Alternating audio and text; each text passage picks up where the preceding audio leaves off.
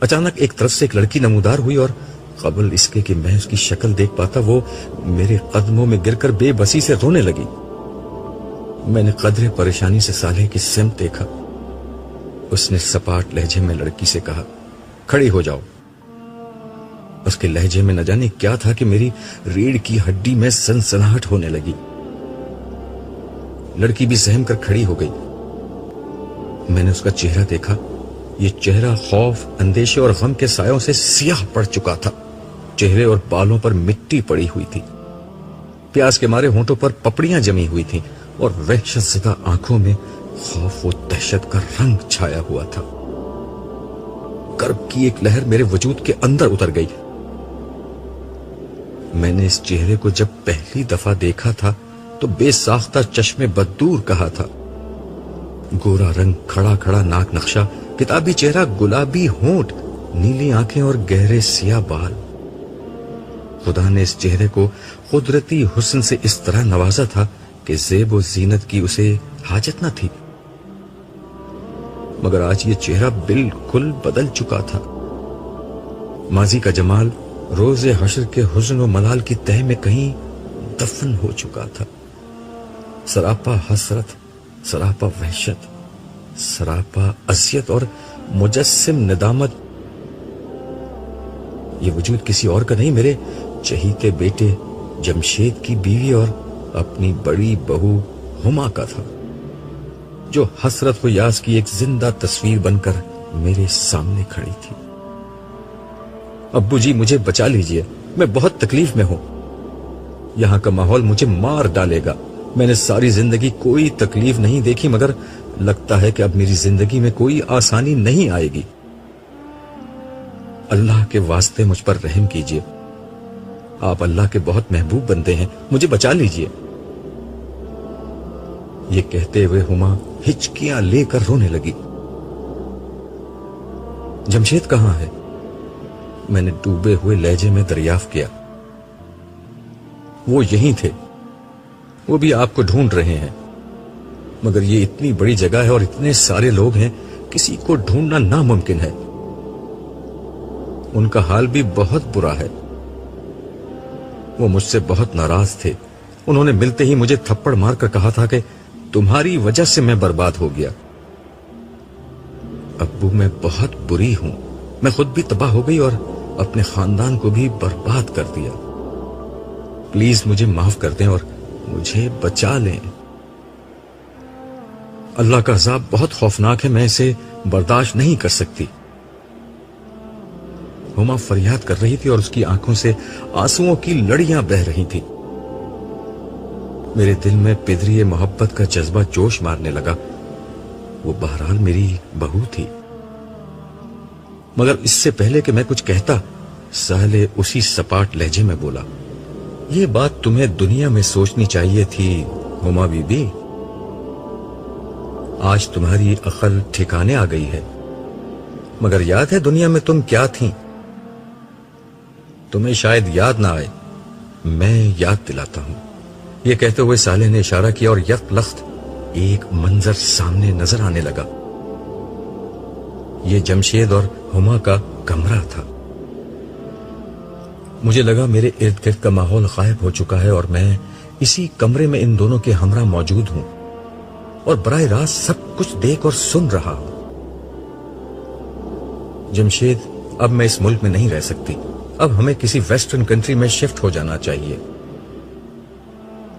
Dressing table کے سامنے بیٹھی ہوئی ہما نے اپنے کٹے ہوئے بالوں کو برش کرتے ہوئے کہا۔ جمشید بیڈ پر لیٹا ٹی وی دیکھ رہا تھا۔ اس نے کوئی جواب نہیں دیا۔ تم نے سنا جمشید میں نے کیا کہا؟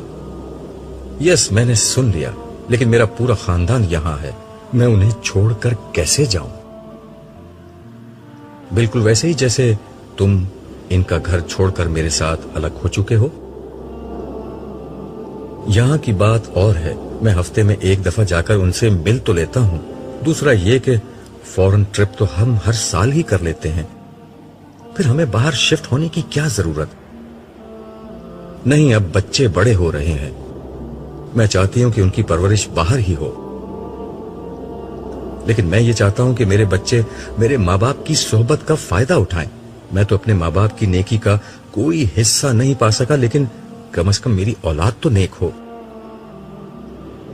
انہی کی صحبت سے تو میں اپنی اولاد کو بچانا چاہتی ہوں. میرے ایک بچے کو بھی اپنے ددیال کی ہوا لگ گئی تو اس کی زندگی خراب ہو جائے گی. اس کے ساتھ ہی فون کی گھنٹی بجی. جمشید نے فون اٹھایا. جمشید نے اچھا کہہ کر ریسیور نیچے رکھ دیا اور ہما کو مخاطب کر کے کہا، تمہارے پاپا ہمیں نیچے بلا رہے ہیں. پھر ہما کی بات کا جواب دیتے ہوئے بولا، تم آخر میرے ماں باپ کے بارے میں اتنی نیگیٹو کیوں ہو؟ انہوں نے میری خوشی کی خاطر تمہیں بہو کے طور پر قبول کیا، حالانکہ تمہارے انداز و اطوار انہیں بالکل پسند نہ تھے. تم مجھے لے کر الگ ہو گئی تب بھی انہوں نے برا نہیں مانا.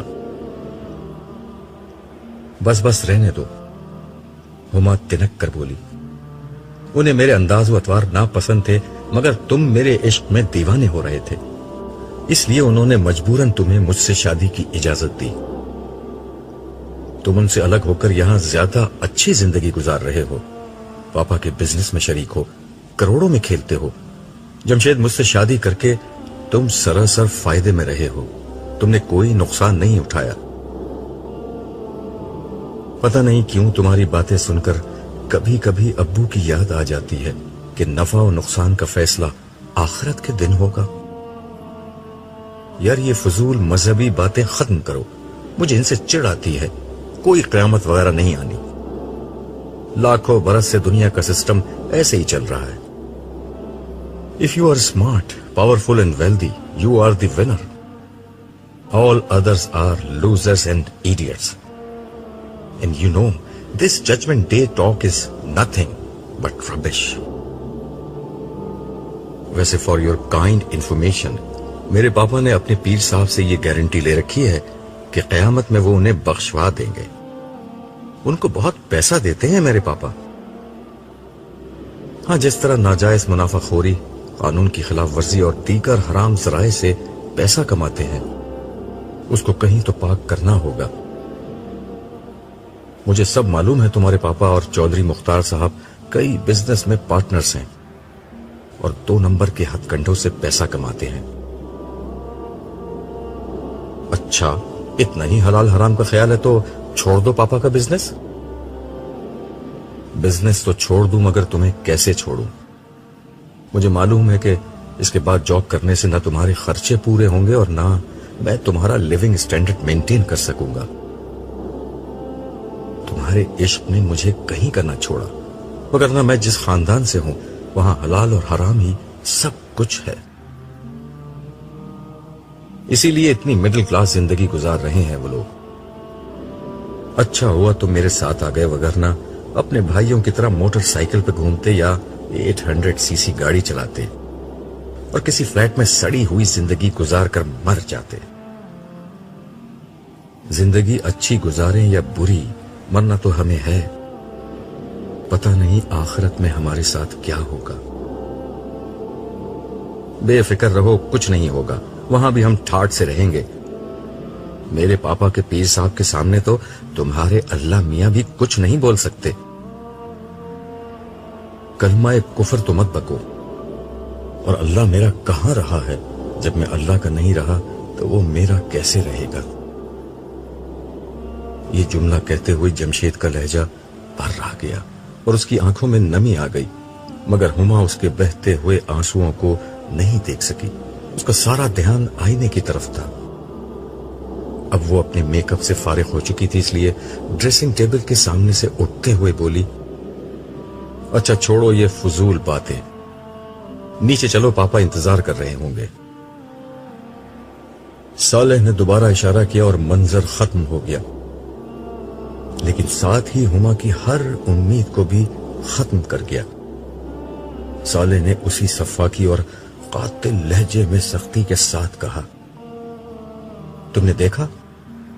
تمہاری زبان سے نکلا ہوا ایک ایک لفظ ریکارڈ کر لیا گیا ہے. تو جاؤ ہما بی بی، اپنے پیر صاحب کو ڈھونڈو جو تمہیں بخشوا سکتے ہیں اور جن کے سامنے اللہ تعالیٰ بھی.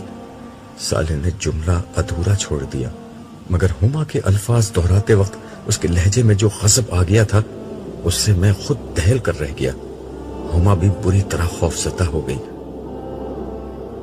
اس سے پہلے کہ صالح کچھ اور کہتا وہ روتی چیختی ہوئی وہاں سے بھاگ گئی.